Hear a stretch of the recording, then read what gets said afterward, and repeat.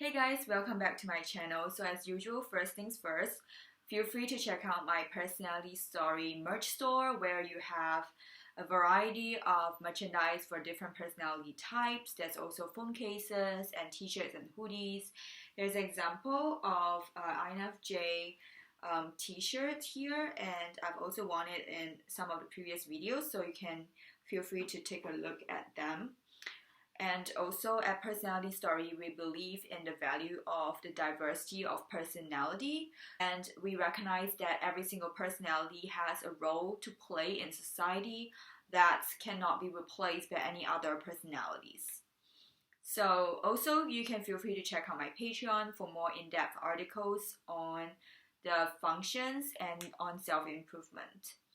Okay, so today this video is going to be about the ESFP personality, which I think is a personality that is not very well understood in this MBTI community, because obviously this is a personality that is considered a sensor, and so people do like to stereotype the ESFPs a lot, and they do fit a lot of the stereotypes in terms of their behavior wise, but I do think that there are also other sides to the ESFP that are perhaps not really that talked about in the MBTI community.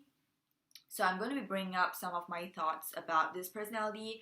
I have known a few ESFPs in my life, mostly as acquaintances, and however, I do have a lot of experiences with them as acquaintances, so I think that I can still say quite a lot of things about them.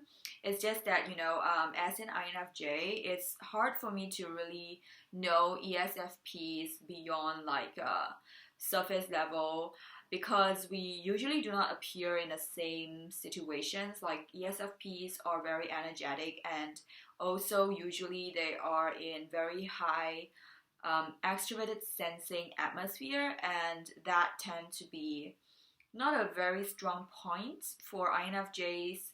So it's not often that we appear in the same place, but I do think that ESFPs are still the sensors that I tend to get along with more, because they are, first of all, they're perceivers, and perceivers usually are chill and laid back, and they also share some functions in common with the INFJ, namely the extroverted sensing function and the introverted intuition function, even though it's flipped. So they are stronger at extroverted intuition. They're stronger at extroverted sensing, whereas INFJs are stronger at introverted intuition. Okay, so the first point that I want to make about this personality is that they lead with extroverted sensing, and so they are all about maximizing experiences in life. And sometimes I think that a lot of other personality types are quick to judge because they don't really understand why ESFPs tend to be very reckless, and they also don't understand why ESFPs sometimes engage in really what they call to be promiscuous behavior, or they just do things that are considered very excessive for other personalities, but they do have a purpose in doing those things. It's because ESFPs value experiences in general. So similar to the ESTP, they want to maximize the amount of experiences that they can have in this short period of time that they are alive. And they know that obviously, every one of us only has a certain time, so they don't want to live with regrets on things that they have not tried out, or experiences that they would want to try but are too afraid to do it, so they would rather try it first and then deal with the consequences. But obviously when ESFPs grow older, they tend to settle down, and they tend to kind of balance themselves out a little bit, so they're not nearly as frivolous with the experiences that they have. They are more selective about it. But when they're younger, they tend to be full on extroverted sensing, and they would have a lot of different kind of experiences with different people. exploring different places, hobbies, and a lot of like daring kind of activities, and they're not going to shy away from those that people, may disapprove of. Even sometimes drugs and the very risky behavior like, I don't know, car racing and so on. Obviously not saying every single ESFP, but I do notice that a lot of the ESFPs I know tend to go to parties a lot, and they are not afraid of, engaging in excess behavior. In fact, they are kind of addicted to it, at least from a younger perspective. And when they grow older, they tend to want to explore other hobbies and have a different side to them apart from the dominant function. So also because of extroverted sensing, ESFPs tend to be fast learners.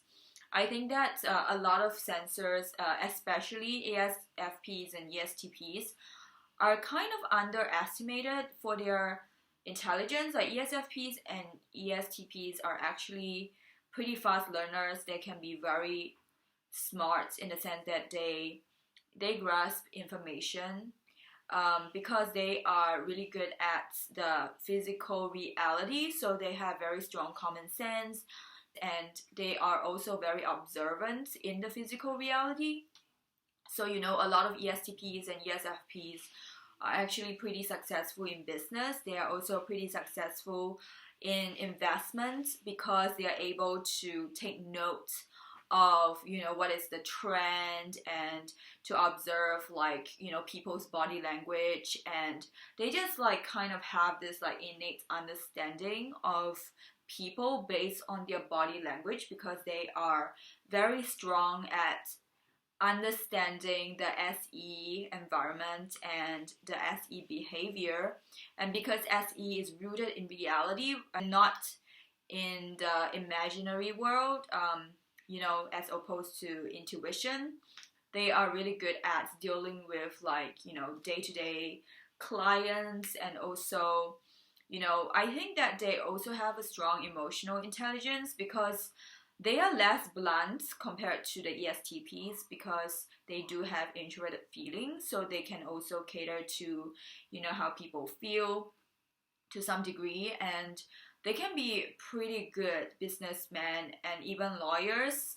I know a couple of them who are lawyers, and it's because they really know they are naturally very popular people. They are pretty charismatic. They know how to deal with people, and I think that because of that, they are pretty successful in life usually, because once you are able to deal with people, it actually makes your job way easier, even when they may not have a lot of the discipline that some other personalities may have. But because of the SE perseverance, and also the ability that they have in communication and understanding their surroundings, they can still get by pretty well, I would say.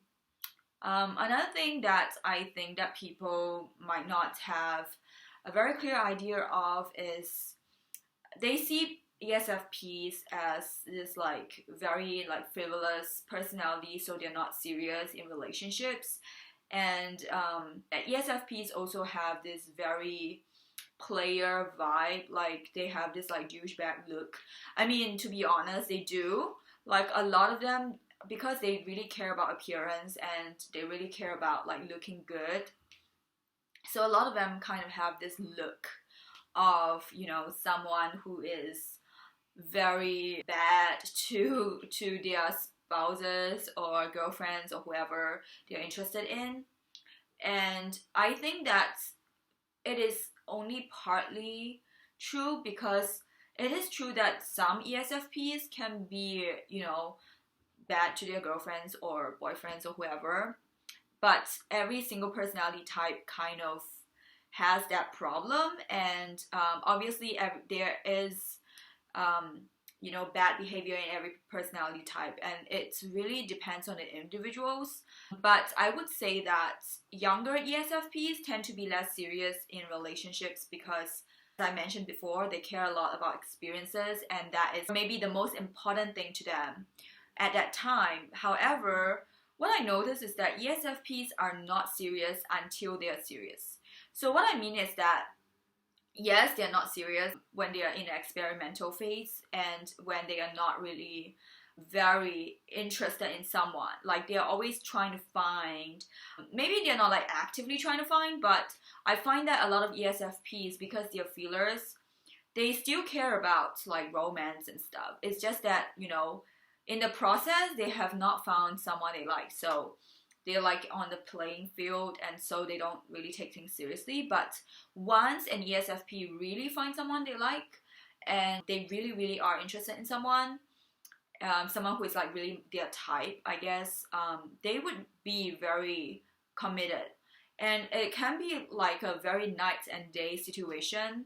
So I know quite a number of ESFPs that surprise me, from how committed they are and how like gentlemanly they behave when they are around a significant other. It's like, wow, like TBH, other personality types have not been so gentlemanly, at least like in my observation, compared to the ESFP, when they really do, you know, value someone and really find like someone they see as the one.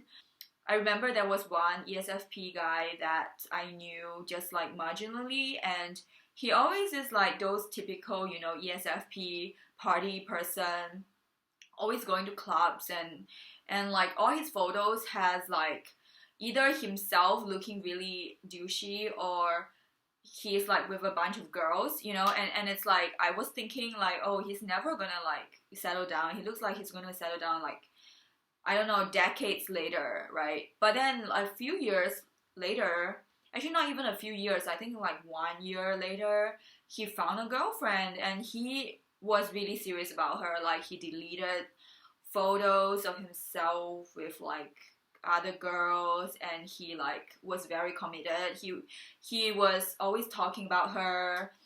He really respects her. Like you can tell that he really respects her, and the way that he talks about her is very full of admiration. Like he doesn't talk about her in an objectifying way, and it's very different.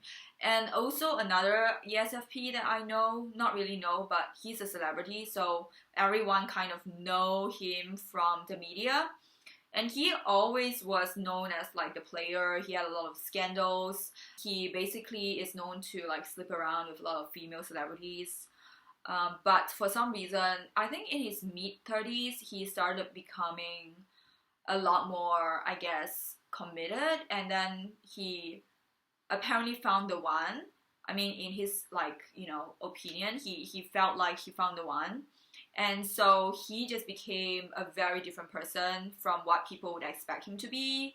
He is like very family oriented now, and always talking about his wife and daughter, and his whole like social media is about them. Yeah, and he doesn't seem to be like interested in clubbing anymore. So yeah, I think ESFPs can kind of swing in either extreme, and so they can be very surprising. I think ESFPs have a hidden hopeless romantic side, because they really do want to find someone they really like.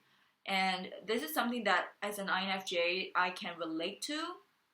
I mean, obviously I don't go through like the very excessive like playing the field phase compared to ESFPs, but I can understand where they're coming from, because I think that for my personality, it's also really difficult for us to find someone that we really like and want to be with forever. And so we also tend to be more cautious about it, and we may take quite a while to do that.